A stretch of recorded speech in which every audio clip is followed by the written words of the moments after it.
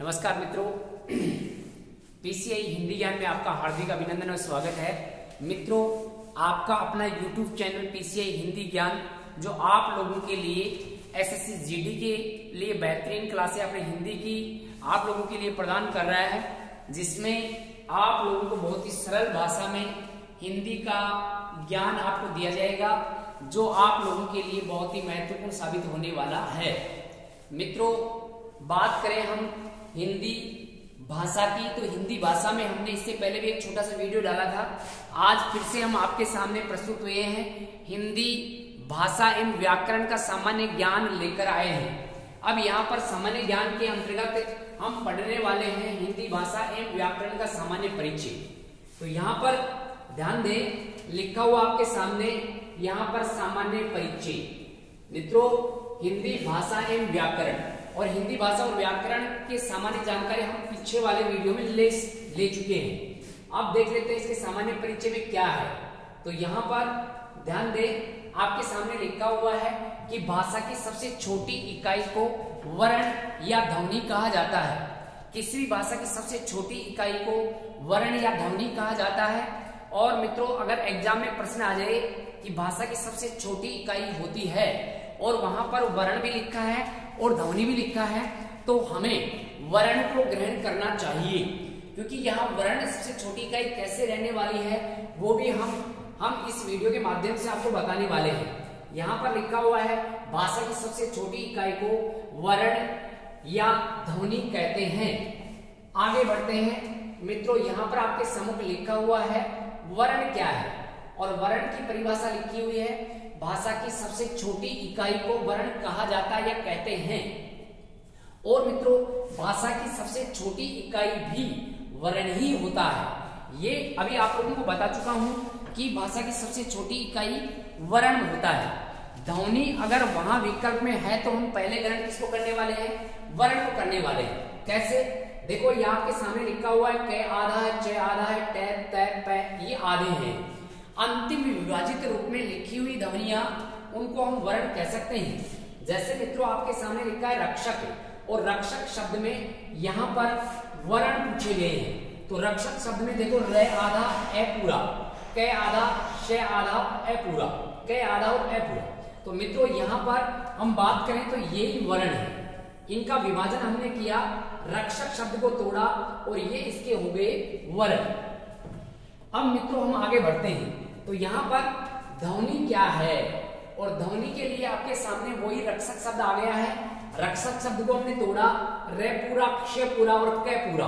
तो ये मित्रों ध्वनियां हैं। किसी भी वर्ण समूह को हम बोलते हैं तो उसको ध्वनि कहा जाता है, और लिखते हैं तो उसको वर्ण कहते हैं। दोनों में छोटी इकाई वर्ण, और वर्ण के बाद ध्वनि को स्थान दिया जाता है। वर्ण के बाद किसको स्थान दिया जाता है? ध्वनि को स्थान दिया जाता है। दोस्तों, यहाँ पर आप लोगों को बताया जा चुका है कि वर्ण और ध्वनि में क्या अंतर है। एक बार फिर से आप देखेंगे, यहाँ पर लिखा है भाषा की सबसे छोटी मौखिक इकाई। कौन सी इकाई मित्रों? मौखिक इकाई को क्या कहते हैं? ध्वनि। और प्रश्न आ जाए भाषा की सबसे छोटी लिखित इकाई को क्या कहते हैं? तो यहाँ पर उत्तर रहने वाला है वर्ण। लिखित इकाई आए तो वर्ण है, और मौखिक इकाई आए तो यहाँ पर ध्वनि रहने वाला है। अब इसी कड़ी में हम आगे बढ़ते हैं। तो आगे वर्ण के बाद में ध्वनि का हमने विभाजन किया, और ध्वनि के बाद में हम पढ़ते हैं तो एक शब्दावली आती है जिसको अक्षर कहा जाता है। अब मित्रों, ये अक्षर क्या है? हमें इनमें अंतर करना है कि वर्ण क्या है, ध्वनि क्या है, अक्षर क्या है। भाषा की शुरुआत की है हमने तो जीरो से करेंगे। अक्षर आपके सम्मुख लिखा हुआ है, ऐसा वर्ण या वर्ण समूह है जिसको जीवा के एक झटके से उच्चारित किया जाता है, एक झटके से बोला जाता है, उसी को मित्रों क्या कहते हैं? अक्षर कहते हैं। तो यहाँ पर वर्ण या वर्ण समूह को क्या कह सकते हैं? अक्षर, जिसको जीवा के एक झटके से बोला जाता है, उच्चारित किया जाता है। आपके सामने लिखा हुआ है जिस शब्द में जितने स्वर होते हैं। कोई भी शब्द आपके सामने आ गया और उस शब्द में हम देखेंगे कि इस शब्द में कितने स्वर हैं। जितने स्वर होंगे अक्षरों की संख्या भी उतनी ही मानी जाएगी। मतलब स्वरों से कोई भी वर्ण पूरा होता है और जिस शब्द में पूरे वर्ण लिखे हुए होते हैं उन्हीं को हम अक्षर कहते हैं। आगे आपके सामने लिखा हुआ जैसे उज्जवल। अब उज्जवल शब्द लिखा है, उज्जवल शब्द में कितने पूरे हैं? उ पूरा है, जय दोनों आधे हैं, वह पूरा है और ल भी पूरा है। तो यहाँ पर कितने अक्षरों की संख्या रहने वाली है मित्रों? 3 रहने वाली है और इसी को हम कहते हैं अक्षर। अर्थात जितने वर्ण पूरे होते हैं उतने ही क्या माने जाते हैं? अक्षर माने जाते हैं, उतनी ही अक्षरों की संख्या मानी जाती है। आपके सामने लिखा हुआ एक शब्द है राम, और राम में हम बात करें तो रा और मैं ये 2 पूरे हैं और 2 पूरे हैं तो यही अक्षरों की संख्या मानी जाती है। राम शब्द में कितने अक्षर हो गए दोस्तों? तो यहाँ पर 2 अक्षर रहने वाले हैं। अभी हमने वर्ण को भी पढ़ा है, ध्वनि को पढ़ा है और अक्षर को पढ़ा है। आगे हम चलें शब्दों में वर्णों और अक्षरों की संख्या की गणना।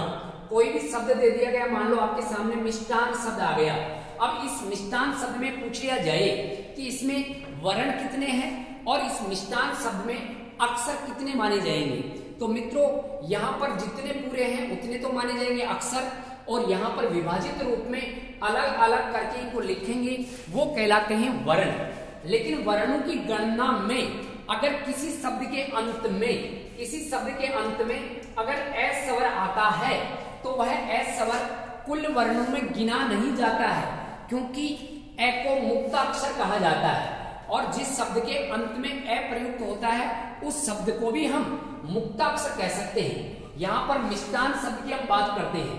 मिष्टान शब्द, और मिष्टान शब्द आपके सामने लिखा हुआ है, इसमें वर्णों की संख्या लिखी हुई है 7 और अक्षरों की संख्या कितनी है मित्रों? 3 है।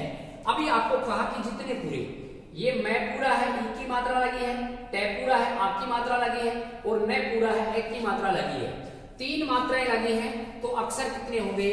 3। लेकिन मित्रों यहाँ पर वर्णों की संख्या पूछी जाए तो वर्णों की संख्या में इसको हम विभाजित करके लिख सकते हैं। मैं आधा है, ई की मात्रा है, यहाँ पर से भी कैसा है?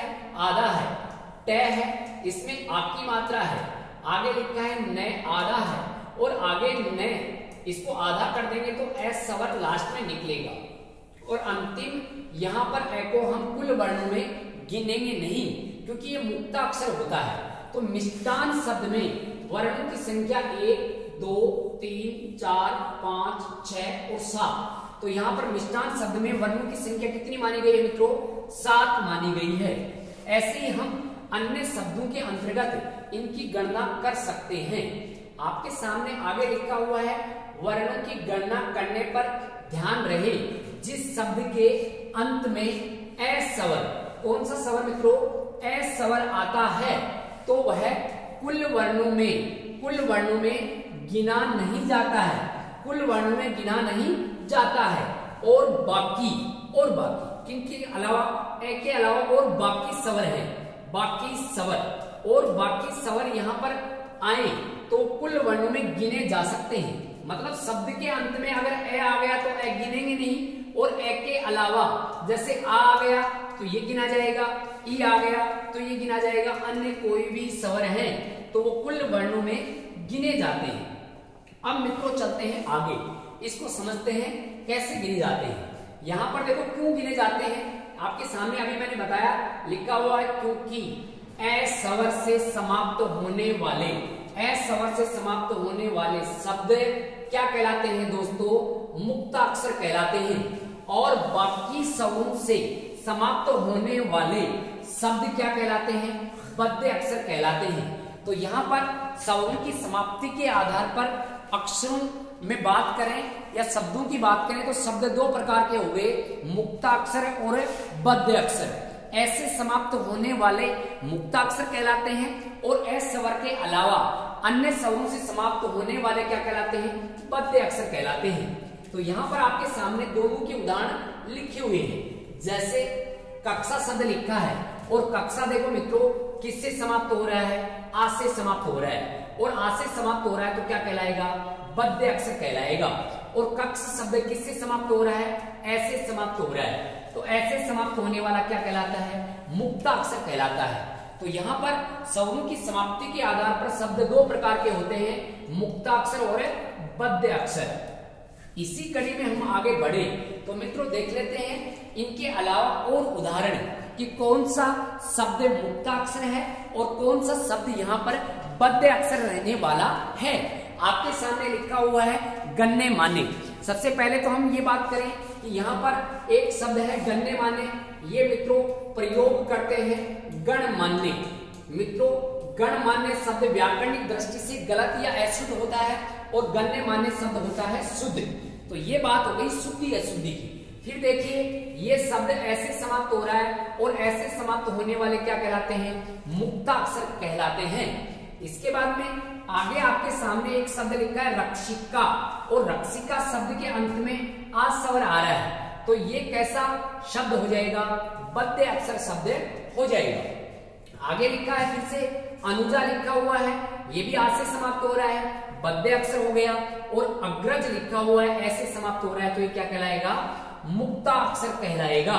ऐसे ही और भी बहुत से शब्द हो सकते हैं जिनको हम मुक्ताक्षर और बद्ध अक्षर की श्रेणी में रख सकते हैं। मित्रों यहाँ पर अगर मान लो आपके सामने शब्द लिखा हुआ है, देखो अक्षी लिखा है, अब आपसे पूछ लिया जाए अक्षी, ये दो शब्द आ गए देखो आपके सामने अक्षी, और शब्द युग्म के अंतर्गत अगर हम पढ़ेंगे तो इन अक्षी शब्दों का अलग अलग अर्थ होगा। अक्षी में बड़ी मात्रा है तो बड़ी होती है आंखों वाली, बड़ी होती है क्या मित्रों? आंखों वाली। बड़ी मात्रा आ जाए तो आंखों वाली, और छोटी मात्रा आ जाए तो केवल आंख इसका उत्तर रहने वाला है।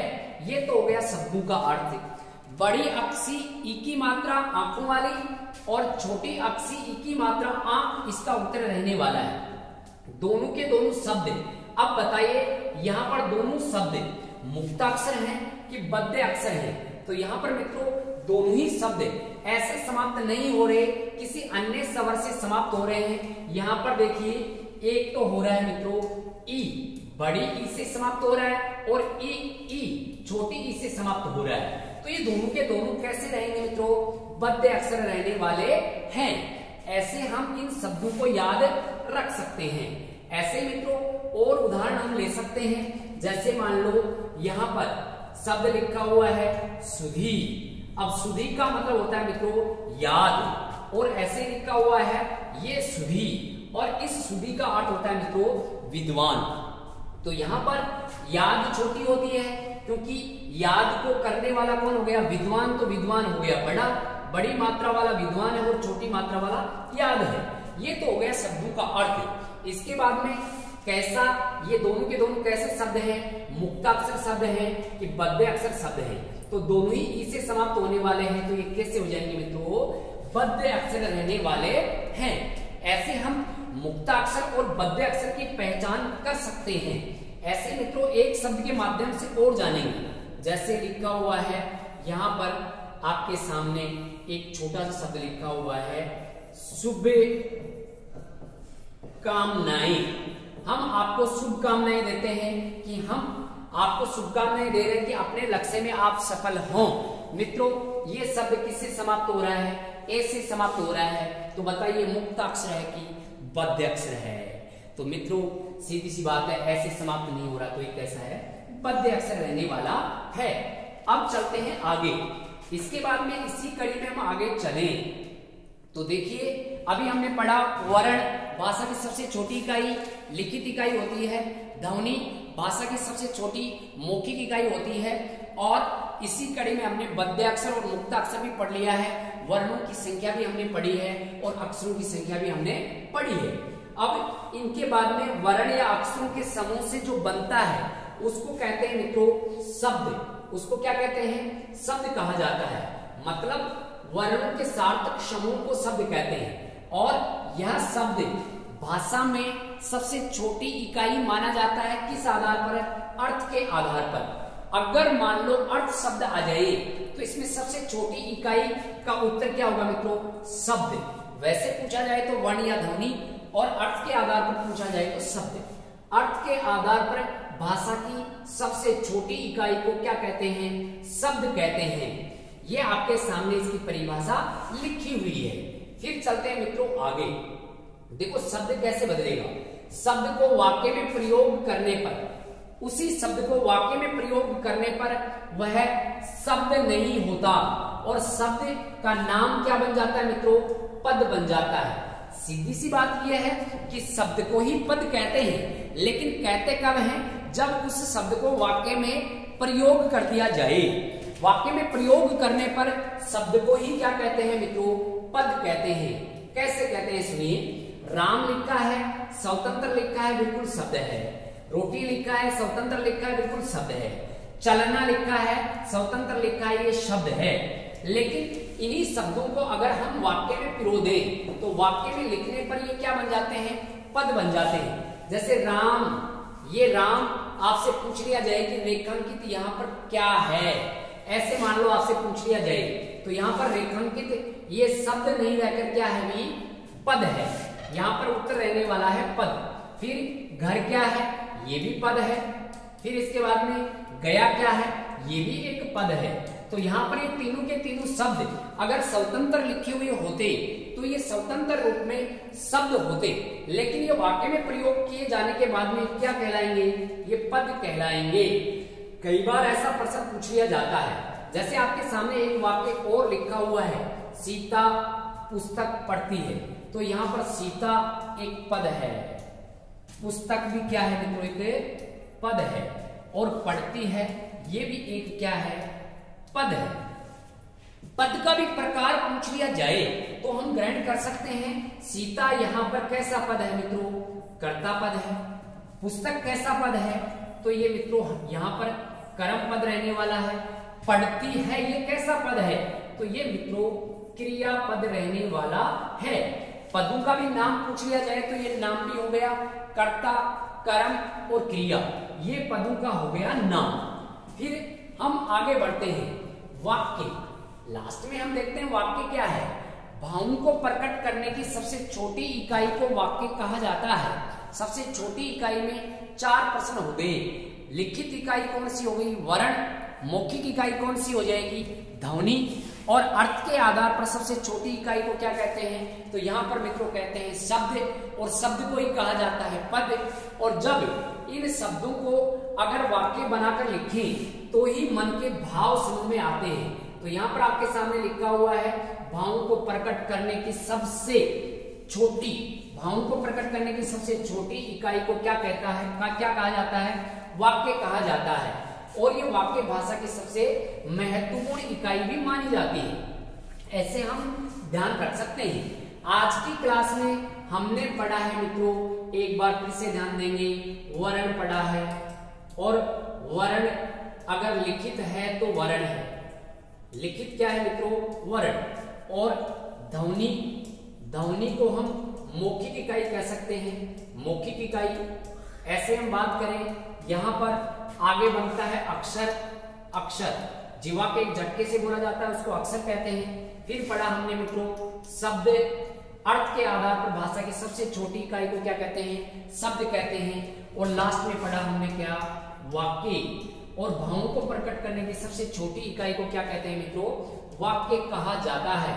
और ये आपका एक व्याकरण का पार्ट है, मतलब किसी भी एग्जाम के लिए ये 4 टॉपिक आप लोगों के लिए महत्वपूर्ण है। और वैसे देखा जाए तो 3 ही हैं।